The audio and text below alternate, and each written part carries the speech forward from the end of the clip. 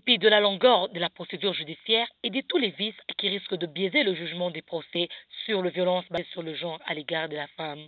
Les avocates de l'association Dynamique Femmes Juristes déploient leurs efforts afin que leurs clientes obtiennent gain de cause.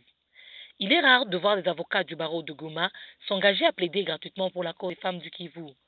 Maître Claudine Tongo, avocate et coordinatrice de la DFJ.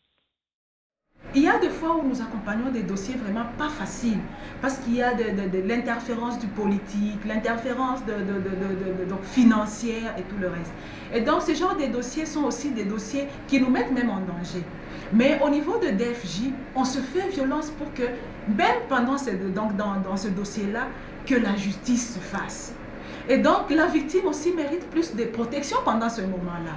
Et donc, au niveau de DFJ, en collaboration avec d'autres acteurs sur le terrain, nous essayons vraiment de faire tout pour que la victime soit protégée, mais aussi que la justice se fasse. Et donc, pendant ce moment-là, ce n'est pas facile d'être vraiment le plaideur de cette femme-là qui a besoin de la justice. Mais en tout cas, on se dit, que ça soit difficile, que ça soit facile, on a une mission qu'on doit réaliser et on met toutes les batteries en marche pour que cela soit atteint. À travers les actions juridiques déjà réalisées, la communauté a senti une forme de pression de la part de la justice congolaise, encourageant les violences sexuelles et celles basées sur le genre, vu leur répression. Souvent, la société qualifie certains hommes comme auteurs.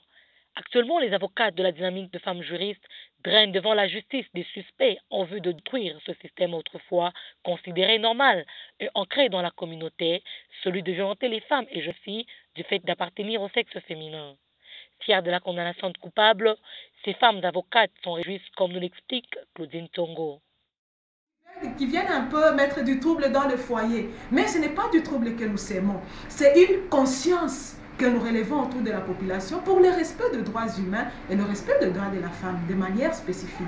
Et donc, c'est un aspect positif. Pour nous, nous nous vantons de ça. Nous disons, même si on nous dit les femmes juste sont des sémeuses de troubles, mais nous nous disons non, si déjà on peut craindre le mal, si on peut craindre à infliger aux femmes tout ce qu'elles subissaient dans les temps, ça signifie que nous avons quand même gagné d'une manière ou d'une autre.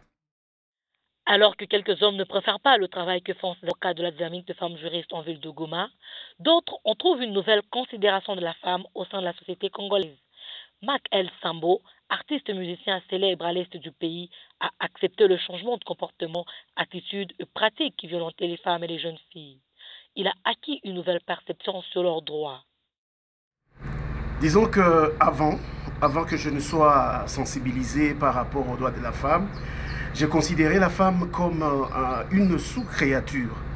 Maintenant, avec tout ce que nous avons connu dans cette région comme sensibilisation sur les droits de la femme, actuellement, je prends la femme comme une autre moi-même, comme égale à moi-même, comme une personne qui a les mêmes droits que moi, comme une personne qui a la même dignité que moi, qui a le même droit à la vie, le même droit au respect, bref, tous les droits